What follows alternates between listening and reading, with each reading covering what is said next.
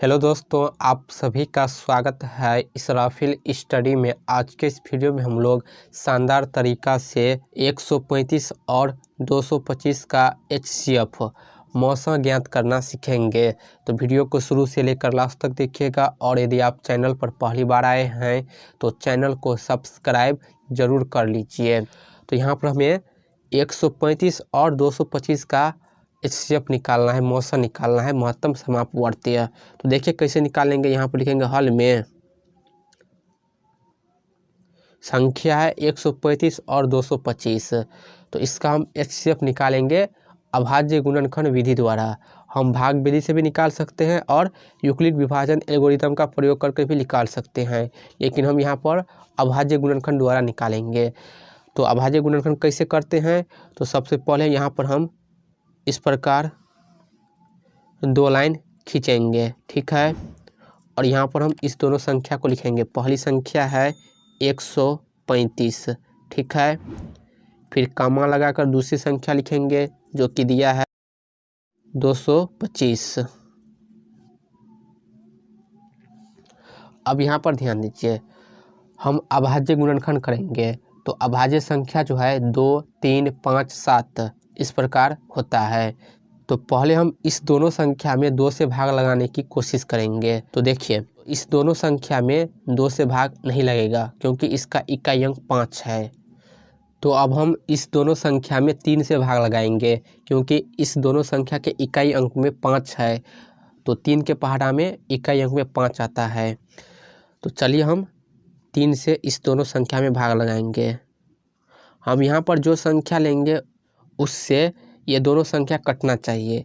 एक संख्या कटेगा तब नहीं लेंगे, 2 संख्या कटेगा तभी हम भाग लगाएंगे।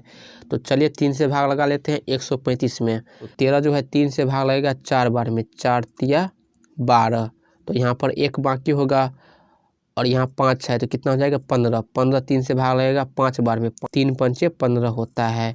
फिर कॉमा लगाएंगे, 225 में 3 से भाग लगाएंगे तो 22 है। 3 के पहाड़ा में 22 नहीं आता है, 21 आता है। 7 बार में लिखेंगे, 3 सत्ते 21। यहाँ पर 1 बाकी होगा और ये 5 है, कितना होगा 15। तो 3 के पहाड़ा में 15 आता है 5 बार में। 45 तिया 135, 75 तिया 225।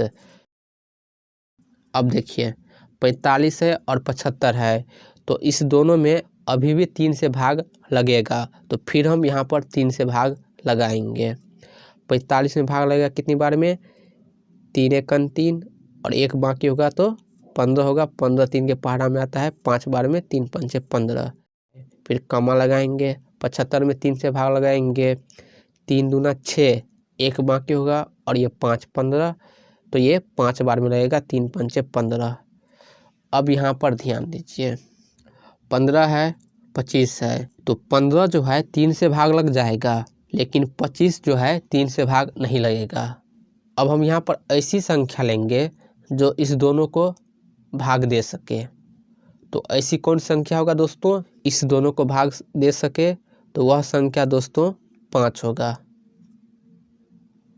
5 से 15 भाग लगेगा 3 बार में, 3 पंचे 15 और 25 लगेगा 5 बार में, 5 25।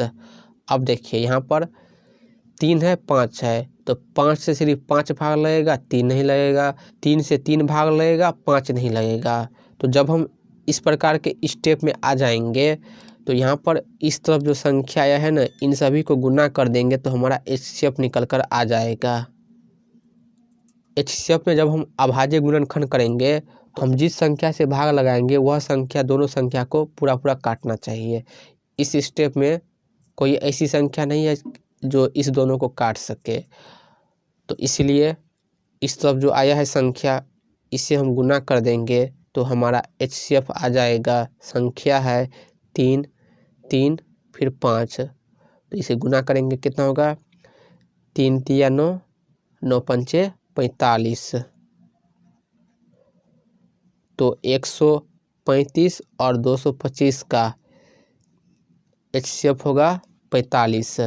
एचसीएफ का मतलब ये होता है कि ऐसी बड़ी से बड़ी संख्या जो 135 और 225 को पूरा पूरा काट सके।